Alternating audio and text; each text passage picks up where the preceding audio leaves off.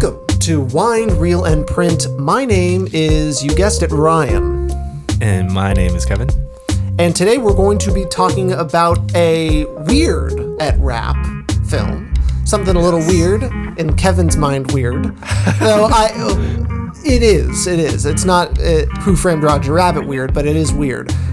Funny Games by Michael Haneke. I think that's how you pronounce his last name, from 1997. Remade as well, shot for shot, by him in 2007. Yeah.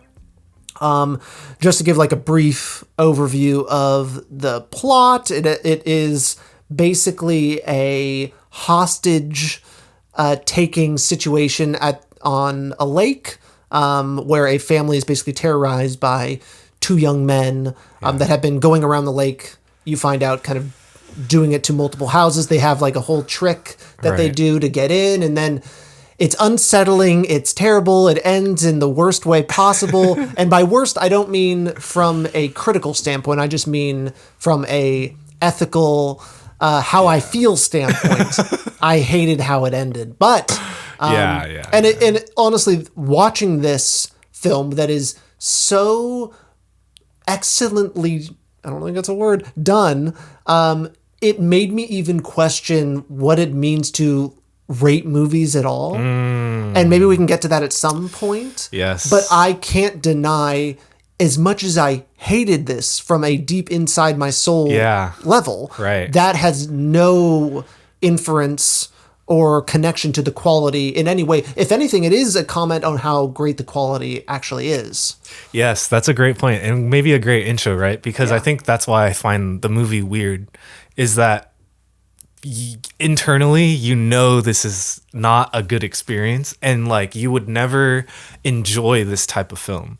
But watching how it's constructed and like what they're doing and saying through the context of the plot, you're like, oh wow, this is actually something like interesting and like thoughtful. And so you're right. Like, how do you rate a movie? Do you like the subject matter? Yeah. Is it for the form? Yeah. Is it for, like the feeling or the reaction that you have? Like, I think it is such an interesting conversation. That's why I love like movies. It's like it can be both of those and none of those at the same exactly. time. It maybe be because like on Letterboxd, they have you rate things by stars. And I see plenty of, I've seen some people that don't rate it with stars at all and just leave a written review. And now I understand that even more. It's one of those things where it's like, what I rated it 4 out of 5 stars. Why did I do that?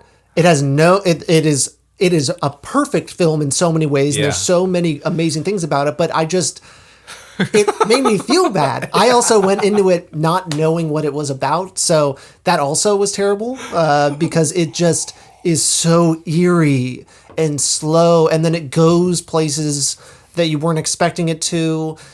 But it also goes exactly where you are expecting it to. Yes. And then it does.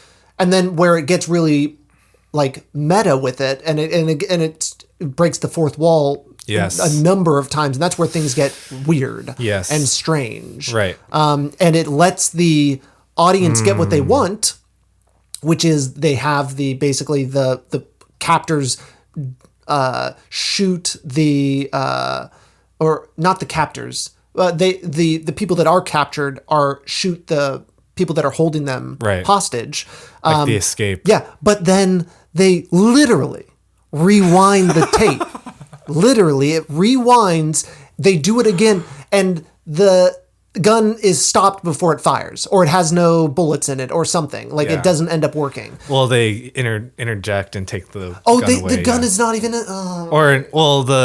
she gets the gun, but they react quicker, It's infuriating because you're like, wait, no, you're not allowed to do that. Yeah. Like, you just broke the rules. And it just shows how in your face and intentional it was to really make you this observer. And it's what this isn't an original thought with this film, because I read it all over the place, but that you have to watch. Right. And you are stuck here. And the person, I forget what the guy's name that does who's kind of the lead. Is that Paul Hirsch or whatever? I'm thinking of not the actor's name, but the actual character's name. Paul. Is it Paul? Yeah. That's kind of the lead of the two. He is you know, shorter-haired yes, guy, the shorter-haired yeah. one, yeah. He's looking at the camera multiple times, winking, letting you know, like, you watching? Yeah. Yeah, making sure you're Paying watching. attention, yeah. Exactly. And even like going so far as to talking about the runtime of the film and that that still things need to happen. Like and, we're almost in the third act. yeah, exactly. Yeah, Like kind of stuff. I needed you to think that they were going to be able to escape. That's not very exciting if there's Right. no. Oh my God, it makes me so mad. It makes me so bad. And I have a list of movies that I will never watch again. Well, I mean, that's an insane thing to say never. But there's like Hereditary is a movie where I'm like, Yes. that doesn't make me feel good. That I don't want to movie watch that again. Almost made me throw up, and I still haven't finished it. Yeah. The final shots are are really scary and crazy. Yeah. Yeah. And then the Prisoners is one for like the subject matter that it's like, I don't really want to go there myself again. through that. Yeah, exactly. Or Come and See. Yeah, exactly. kind of Come and stuff. see. Like, I don't think. Because you didn't rewatch that. for No, the I last- didn't. No, yeah. exactly. I watched it not too long before. Okay. And yeah, it's this fits into it as like or at least I'll know where to skip. Yeah, you know. yeah. And now I 'Cause know a the little more what to dog, expect. Yeah. There's just so many things where I'm just like, this is so painful, but Yeah. it's intentional and it's a movie and I don't even know what else to say. Like, Yeah. but it breaks me. It breaks me. I think the most significant element that maybe affects me the most is that like the most terrible and horrifying and violent parts of the film happen off screen. Yeah. And you don't see it, and that's like almost even more terrifying is like trying, or you're forced to imagine it kind of in a way. Yeah. Through that. Yeah. And that makes it more terrifying because you're now participating. I think that was something I had written in my review is like how much this film like trades off feelings of powerlessness and control, and how much that is tied to like authorship and being an audience member, and like Yeah. that like sometimes you are a passive member, sometimes you're an active member, like having to imagine certain elements of the film. Oh yeah. You know, like That's you're interesting. doing both and you have no control over when you're doing one or the other, you know? Like Yeah. the film is kind of at your mercy. Yes, yeah. They are deciding when you need to come in, and they let you in when it's the worst possible time. Yeah, and yeah. Oh my God. Yeah. Yeah, exactly. And then you're like, no, I don't want to do this. I don't want to do yeah, this. and then and I think a perfect example of like that moment where it's like, did they just go there and then they sit on? It's the longest shot in the entire film Yeah. of it's just that room, and the kid in the corner is like. Their Bloody. head has been completely shot off, Yeah. and then they The dad are has to like Yeah, turn and off the it's- TV and stuff. and yeah. and it is crazy, yeah, the powerlessness that you feel and the hope that comes in just the tiniest waves. Yeah. Yeah. And you can just see, the acting is phenomenal. So good. It is crazy how there was not a moment where I was taken out at all. And I mean, it definitely wants you to know it's a movie. Yeah, But yeah. then it keeps you in it, and it is so painful. Yeah, I wanted to talk about the ending a little bit, and like, Yeah. because you said you didn't like it or appreciate it or something. I can't remember what you wrote Yeah. in your review, but I kind of want to tie it into like Unfriended Dark Web. Yeah. And just like relating these two and how they kind of differ. For me, like, I feel like the intention of Funny Games is so like forefronted that you feel it, even though you're like upset with the choices and stuff, like, because they both end in the same way, right? Like everyone's killed off. Yeah. But to me, Funny Games feels like it was setting up for that the whole time, and I kind of expected it and felt it. Whereas in Dark Web, it didn't feel earned. Yeah. You know, it felt sensationalized and didn't like wrap up the story in the way that I thought it was gonna wrap up in. Whereas in Funny Games, it kind of works, like the nihilism is felt throughout the whole film. So this is the only way to end the movie. Like it would be kind of anti the film if it had a happy, good ending. If even one person survived, it wouldn't have made sense. You know what I mean? No, but yeah, by the end, you do realize, and I will say, and I think I already kind of clarified exactly how I feel. Like I hated this movie, right, and I right, hated right. the ending because it hurt so bad. Yeah. Okay. And yeah, that is a perfect example of like you're going and you're like, they're really going to do this? Are they? There's no way. There's no way. There's no way. And watching Dark Web, you don't feel that way. It's not really like these things just happen so fast, and there's not really that much like even lead up to some of these things. And while obviously Funny Games is very intentional with where they're going, and yeah, by the end, I mean, to look at it now as a whole, yeah, it couldn't have gone any other way. Like, it needed to do that. It needed you to feel that way. It needed to end with it never ending. Right. In a way. Like, it's just this nightmare that just will not stop. Like, yeah. Well, it's in that cyclical nature of the film, right? When they pull up to their house, they see their neighbors talking to these people. And they're having this like, oh my gosh, I didn't even put 2 and 2 together that was them having like, and that's why he was acting so weird. Right. Like, oh my God, I didn't even put that together. And that being the last shot is them going to the new house. Oh, you're right. And they were wondering why he was acting so weird. Yeah. And oh, wow. And the reason why I'm just kind of coming to this was I was believing what those people were saying. Right. Right as they came into the house, I even made it the fact of the movie. Yes. Fuck this movie. It's almost like you need the rewatch so you can get that in the beginning. I agree. Yeah, there is a lot to the rewatch. Yeah. Wow. Oh, man. Oh, this movie hurts so bad, but it is truly great. It is. It's amazing. Yeah, I can say all these bad things about it, but it blows my mind that it works the way it does, that it really takes its time and understands what a movie is. And then it turns out that there is so much commentary to it. Yes. And a very deep intentionality to the decisions that makes me appreciate it even more. Yeah. And it makes me review, like, I give it 4 out of 5 stars. What, like, it is a 5-banger. Yeah. Like, it is undeniably a great, possibly even one of those, like, could be considered perfect films. Yeah, like there's nothing about it that, like, obviously I want to change everything about it. Right. But that's not what it is. I'll make my own movie. I'll watch another movie. But this one, it says what it's saying, and there still is so much to think about, and it does it in a nice It just way. makes you think of film in a different way. Yes. That is like refreshing, despite how horrifying it is. And it's like interesting that a director would go to that like length to like make you feel that way. Yeah. And Haneke that's his shtick.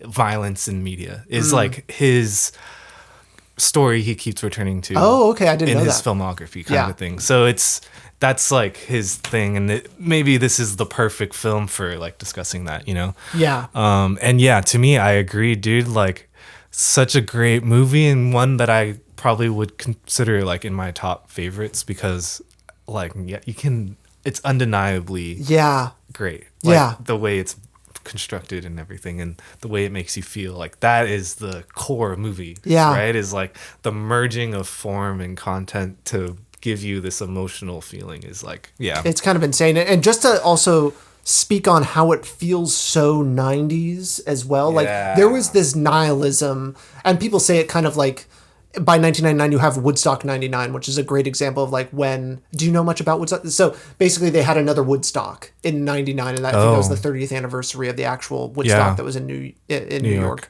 back in the day, the classic one. And it ended up turning into basically like a riot. Like, they lit things on fire, and it turned into absolute chaos. And I wouldn't even say anarchy, because anarchy actually has some purpose, some purpose and benefits to it. This was just chaos. Like random. Exactly. Like, and that's lighting things on fire, like sexual assault, like all of, like, it just devolved into chaos. Crazy. And it started with like Limp Bizkit, like telling people to like burn shit down. Like, it was like this wild thing. And there was this feeling in the 90s of like, what's the point? And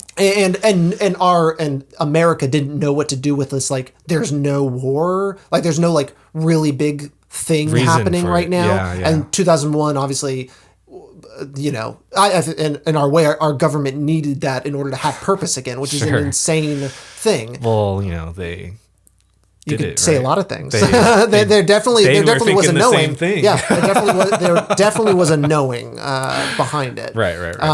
But I just looked at, like, Columbine happened after this movie. Sure. And that actually surprised me. This felt like really like commentary on that. It kind of did. And to think like Columbine, like it shows just how Funny Games, I think, really captures the nihilism of that era. Yes. That comes in a lot of ways. A great point. Yeah. And I think Columbine also really captures like this feeling. And I mean, we're still living with the effects of Columbine to this day. Sure. But it also feels so very 90s and this dark underbelly feeling that was kind of perpetuating everything, and this carelessness that some people felt about others, and just how to make how to change the world in a way that they deem is appropriate, regardless of how others feel. Very selfish direction. I think there was like, I get that from this, which is just like, why would I'm going to have fun with this. Right. And I guess that's what I'm trying to get at, is there was like that aspect to it. Well, I think I read somewhere that the pointless nihilism is like the point of the film in a lot of ways. Yeah. But I think you keeping the Woodstock 99 and Columbine and like all these things in mind, I just want to read kind of his introduction to his essay. He wrote... And who wrote this? Michael Haneke himself wrote an article called Violence in the Media. He says the topic of violence in media is typically brought up with the goal of placing a guilty party under arrest. Depending on the conviction of the debaters, either the media are the objective mirror of society, reflecting nothing but reality itself, or the permanent presence of violence in the media is what really bears responsibility for the increasing violence in our daily interactions with each other. On the hunt for a scapegoat, this form of discourse quickly turns into a fundamental chicken or egg question. The inconclusiveness of this inquiry is productive for both discursive positions. Both are right. And I think that is Funny Games, right? Is like using media as a mirror of itself, commenting on which is influencing which, right? And that is also like the thesis of F for Fake. Yeah. You know, like reality and what's real and what's not. And like what we're kind of talking about with Josh and stuff too. And so like, yeah, I think when you talk about like the rewinding of the thing, the fourth wall breaking, that is like pointing to itself, saying, we are the media. Yeah. This is how I'm influencing you into feeling this way. And it's all happening right in front of you. Yeah. And I'm telling you right now it's happening. And that is a very interesting, that makes you think about like what it is, like even a newscaster does. Like, I mean, choosing where to point your camera says so much. Right. Like you could, like the media pretends to be objective, but it absolutely is not, because it tells a certain story, and it always will. It has an artifice. Yes, exactly. Yeah. And it pretends it doesn't. Yeah, exactly. And this movie doesn't pretend it doesn't. It is very clear. It's like you're on this ride. Right. And we're including you in this thing. Yeah. And it was so, the first time it happened, I was like, what? What's going on? Yeah. Like, what? I think he looked at the camera first, right before the dog got. Right. And like winks. Yeah. And I was like, yeah. Like, no. I was like, okay, what are we doing here? Yeah. It's so good. Yeah. Wild. Yeah. Well, Funny Games. Is there anything else you want to add? I think we kind of hit on all the things. I mean, watch it. But if you listen to this, you already know what it's about. But I went into it not knowing what it was about, and that was terrible. I mean, it was great. When I first saw it, I didn't know what it was about or anything either. Yeah. And now I was like, oh shit. Exactly. Like, I want this. Like, it's wild, and there's so many elements of it that is just such great filmmaking that it's undeniable how great it is, and you should feel bad watching it. For sure. Yeah. That's like kind of the point. Yeah. It is. And did you notice I kind of stole from this movie from my short? Oh no. That you watched on what part? Like the intro music having this crazy metal, it was. You're right. Like introing the violence or the kind of chaos and stuff happening. Yeah. Yeah, that's another great because the music of that era also had a grunge came in the 90s and everything like that, and it was such a big thing. Right. Wow, you're right. Yeah, because it was so loud. Right. Even in your short. The music. I was like, whoa, and it was Because was it in this film? Were they listening to the Mozart before? Yeah, we heard they're playing that like guess the tune with like classical music, yeah. and then it on the title roll they like bring in the hard metal stuff, and love it. Thanks, Mike. Yeah, so smart. The use of music, I think, is so awesome in film. Sometimes it has so much potential. That and just sound as well is right.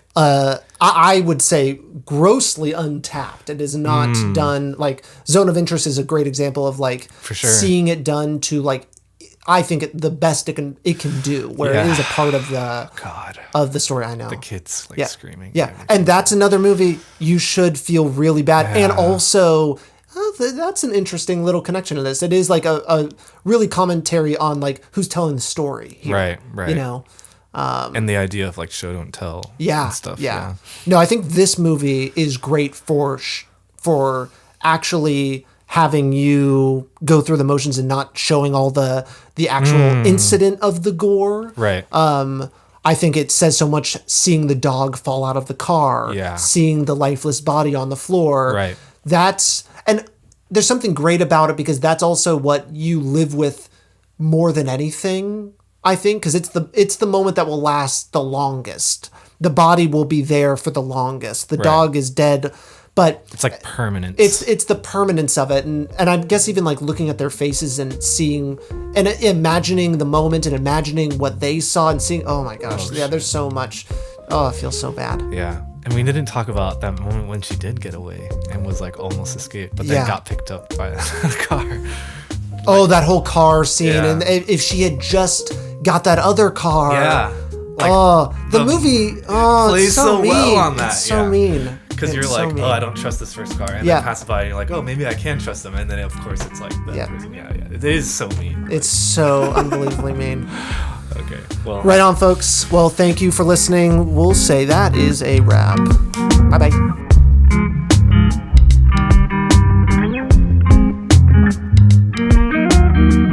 Wind Reel in Print is a podcast by Salad Brain Productions. You can find us on Instagram at Wind Reel in Print Pod. You can also find us wherever you get your podcasts. And please, if you like the show, leave a rating and review. We'll see you next time.